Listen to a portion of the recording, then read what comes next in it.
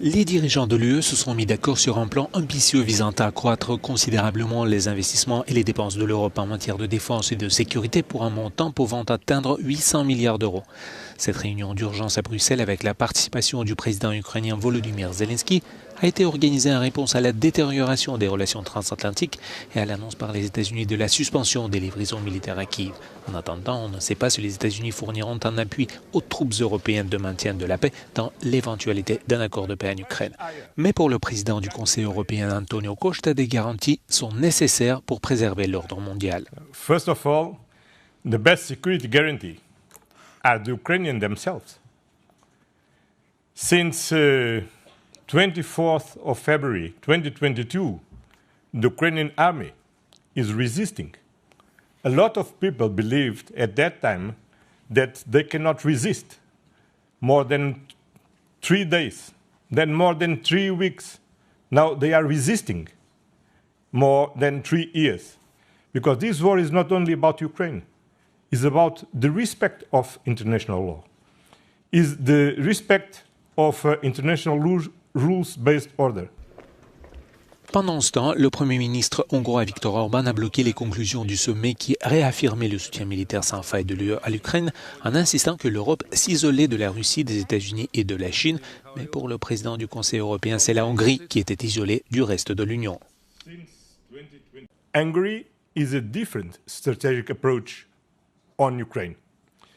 But that means that Hungary is isolated among the 27. And we respect Hungary's position, but it's one out of 27, and 26 are more than one. President Zelensky thanked EU leaders for their unwavering support at a time described by President Macron of France as a new era of uncertainty. Sources also told Euronews that President Zelensky floated the idea of a 1 million man strong Ukrainian army supplied and supported by the West as any potential peace plan for his country. Shona Murray, Euronews, Brussels.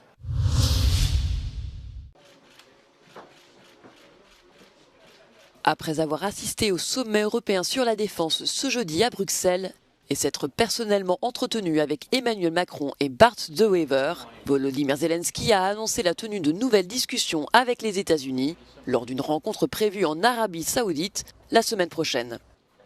Le président ukrainien y rencontrera préalablement le prince héritier Mohammed Ben Salman. Si l'Union européenne organise son réarmement et a réitéré son soutien à l'Ukraine lors de la réunion bruxelloise, les États-Unis, de leur côté, entendent participer à la définition d'un accord de paix en Ukraine depuis Riyad.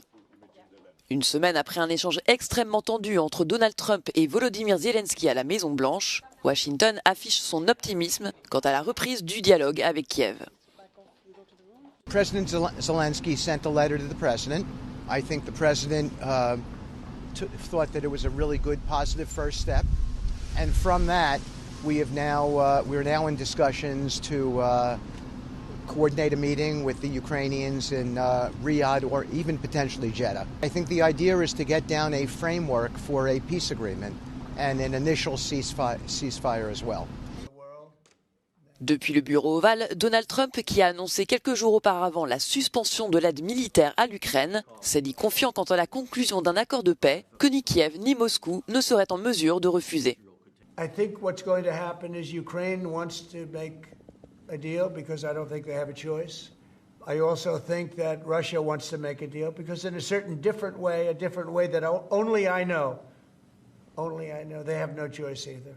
Alors que les relations transatlantiques ne cessent de se dégrader et que Washington remet en cause son engagement au sein de l'OTAN, les dirigeants européens ont approuvé l'adoption d'un plan de réarmement de 800 milliards d'euros, et ce malgré les résistances du Premier ministre hongrois Viktor Orban et de son homologue slovaque Robert Fico.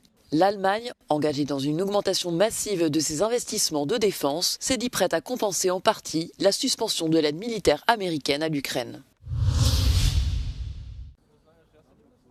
Ce jeudi à Kiev, ils étaient des dizaines à manifester devant l'ambassade américaine. Leur objectif, attirer l'attention sur le sort des prisonniers de guerre ukrainiens alors que l'idée de négociation pour mettre fin au conflit se précise. Volodymyr Zelensky a d'ailleurs cette semaine suggéré une trêve dans le ciel et en mer, accompagnée de la libération mutuelle des soldats emprisonnés des deux côtés de la ligne de front. Ces manifestants alertent également avec leurs pancartes sur le sort de personnes disparues, militaires ou civiles. Il serait 37 000 selon un décompte des autorités ukrainiennes datant d'avril 2024. Ce rassemblement a lieu alors que le président ukrainien participait ce jeudi à Bruxelles à un conseil de défense européen. Depuis sa rencontre houleuse avec Donald Trump, Volodymyr Zelensky tente d'apaiser Washington tout en cherchant un soutien accru des pays européens. Depuis les premiers jours de la guerre, la Russie et l'Ukraine ont à plusieurs reprises procédé à des échanges de prisonniers de guerre. Le plus récent a eu lieu le mois dernier.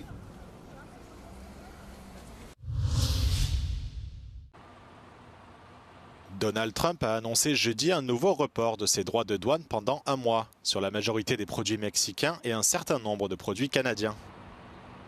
Il avait déjà annoncé la veille un report similaire pour les constructeurs automobiles de ces deux pays, qui devrait leur permettre de rapatrier leur production sur le territoire américain, selon un responsable de la Maison-Blanche. Donald Trump affirme que ce rétropédalage n'est pas lié à la réaction négative des marchés boursiers, lui qui a pourtant l'habitude de surveiller de près les mouvements financiers.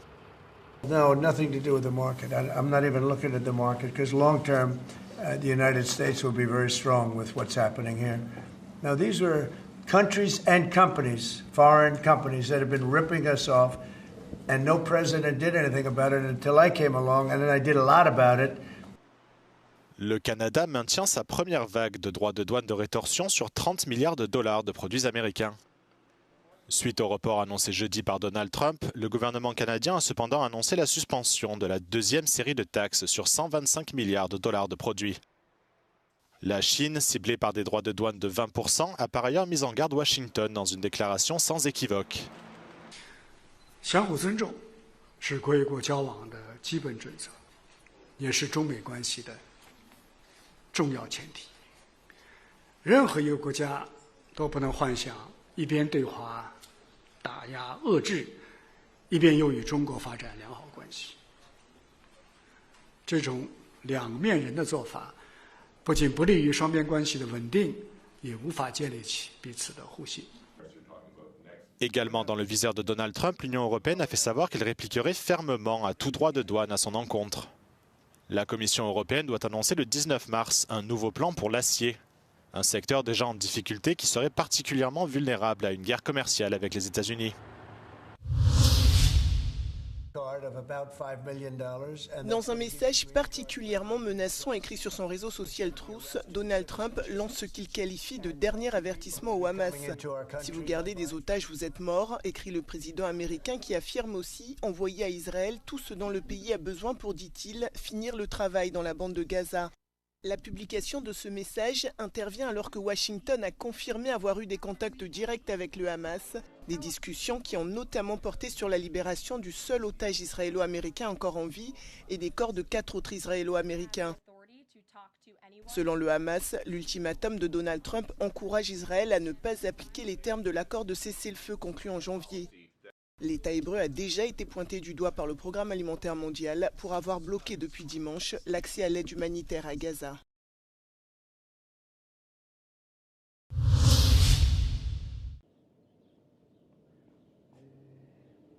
Alors que Santorin et d'autres îles des Cyclades ont été secouées par d'importants séismes ces derniers mois, le ministère grec du Tourisme assure faire de la sécurité des habitants et des visiteurs sa priorité. Si plus de 23 500 tremblements de terre ont été enregistrés depuis janvier dernier, inquiétant les habitants et acteurs du tourisme, la situation s'est améliorée ces derniers jours et les autorités ont permis aux résidents évacués de regagner leur foyer et aux écoles de rouvrir leurs portes. Le gouvernement assure que l'archipel des Cyclades est à nouveau prêt à accueillir les vacanciers et prévoit d'appliquer des mesures de sécurité spécifiques durant la saison touristique. From the very first minute, we said that the foremost priority is the safety of both residents and visitors. So we are opening up Santorini, and of course we are looking forward to a season which will operate as normal as possible, of course taking all precautionary measures, because as I said before, safety matters to us more than anything else. Greece has dealt with crises in the past, so we are used to dealing with extraordinary situations. But what is most important is that we want to make sure that our residents and our visitors in Santorini will feel safe and that they will enjoy their time on the island. Les prévisions du marché du tourisme en 2025 restent très prometteuses selon le gouvernement. Of course, we're expecting people to come to Greece for this season, not just for Santorini, but for all the other beautiful places that Greece has to offer. Depuis quelques années, le ministère grec du Tourisme a mis la durabilité au cœur des stratégies de développement des îles des Cyclades afin d'en préserver l'authenticité et l'équilibre écologique.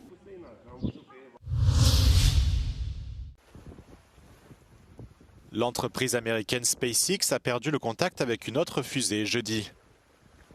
Le vaisseau spatial Starship, long de 123 mètres, a explosé en plein vol au-dessus de la Floride, mais aucune victime n'a été signalée. Cet incident survient près de 2 mois après une explosion similaire au-dessus des Caraïbes, lors du précédent vol d'essai de SpaceX. Dans un communiqué, l'entreprise d'Elon Musk évoque un désassemblage rapide et imprévu de Starship durant son ascension.